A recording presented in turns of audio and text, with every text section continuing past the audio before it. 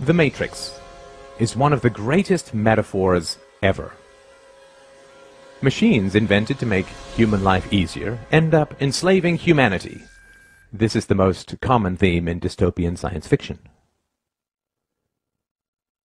Why is this fear so universal, so compelling?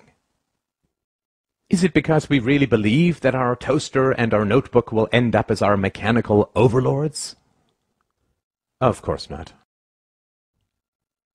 This is not a future that we fear, but a past that we are already living. Supposedly, governments were invented to make human life easier and safer, but governments always end up enslaving humanity. That which we create to, quote, serve us, ends up ruling us. The U.S. government, by and for the people, now imprisons millions, takes half the national income by force, overregulates, punishes, tortures, slaughters foreigners, invades countries, overthrows governments, imposes 700 imperialistic bases overseas, inflates the currency, and crushes future generations with massive debts. That which we create to serve us ends up ruling us. The problem with the state as servant thesis is that it is historically completely false, both empirically and logically. The idea that states were voluntarily invented by citizens to enhance their own security is utterly untrue. Before governments in tribal times, human beings could only produce what they consumed. There was no excess production of food or other resources. Thus there was no point owning slaves, because the slave could not produce any excess that could be stolen by the master. If a horse pulling a plow can only produce enough additional food to feed the horse, there's no point hunting, capturing, and breaking in a horse. However, when agricultural improvements allowed for the creation of excess crops, suddenly it became highly advantageous to own human beings.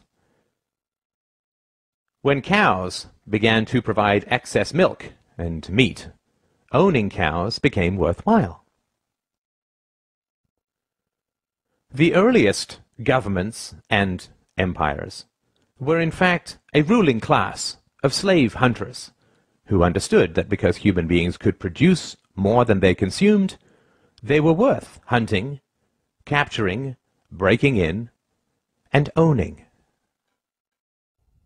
The earliest Egyptian and Chinese empires were, in reality, human farms, where people were hunted, captured, domesticated, and owned like any other form of livestock.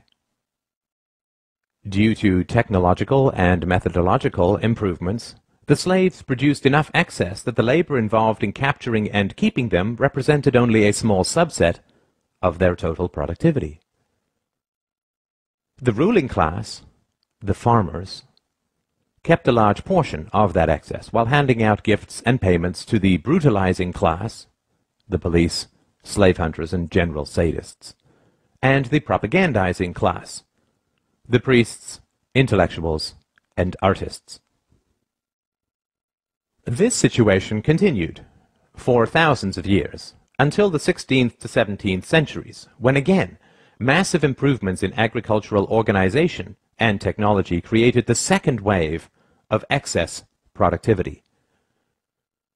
The enclosure movement reorganized and consolidated farmland, resulting in 5 to 10 times more crops, creating a new class of industrial workers displaced from the country and huddling in the new cities.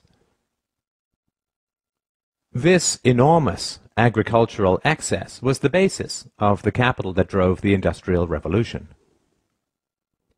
The Industrial Revolution did not arise because the ruling class wanted to free their serfs, but rather because they realized how additional, quote, liberties could make their livestock astoundingly more productive.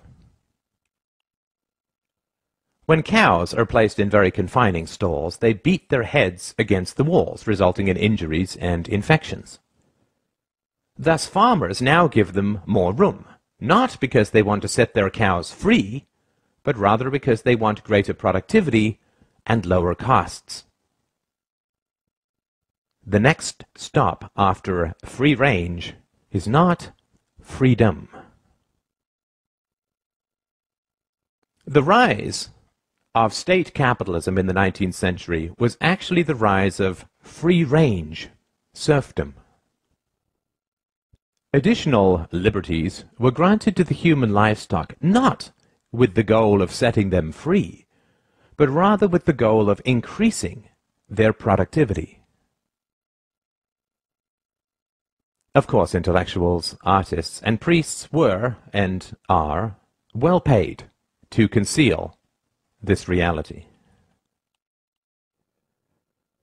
The great problem of modern human livestock ownership is the challenge of enthusiasm. State capitalism only works when the entrepreneurial spirit drives creativity and productivity in the economy. However, excess productivity always creates a larger state and swells the ruling classes and their dependents, which eats into the motivation for additional productivity. Taxes and regulations rise, state debt, future farming, increases, and living standards slow and decay. Depression and despair begin to spread as the reality of being owned sets in for the general population. The solution to this is additional propaganda, antidepressant medications, superstition, wars, moral campaigns of every kind, the creation of, quote, enemies, the inculcation of patriotism, collective fears, paranoia about outsiders and immigrants, and so on. It is essential to understand the reality of the world. When you look at a map of the world, you are not looking at countries, but farms. You are allowed certain liberties, limited property ownership, movement rights, freedom of association and occupation, not because your government approves of these rights in principle, since it constantly violates them, but rather because free-range livestock is so much cheaper to own and so much more productive. It is important to understand the reality of ideologies. State capitalism, socialism, communism, fascism, democracy. These are all livestock management approaches. Some work well for long periods, state capitalism, and some work very badly, communism. They all fail eventually because it is immoral and irrational to treat human beings as livestock. The recent growth of freedom in China, India, and Asia is occurring because the local state farmers have upgraded their livestock management practices. They have recognized that putting the cows in a larger stall provides the rulers more milk and meat. Rulers have also recognized that if they prevent you from fleeing the farm, you will become depressed, inert, and unproductive.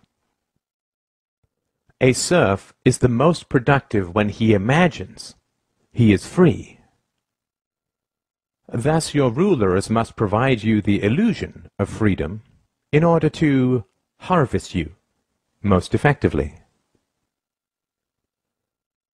Thus you are allowed to leave, but never to real freedom, only to another farm, because the whole world is a farm.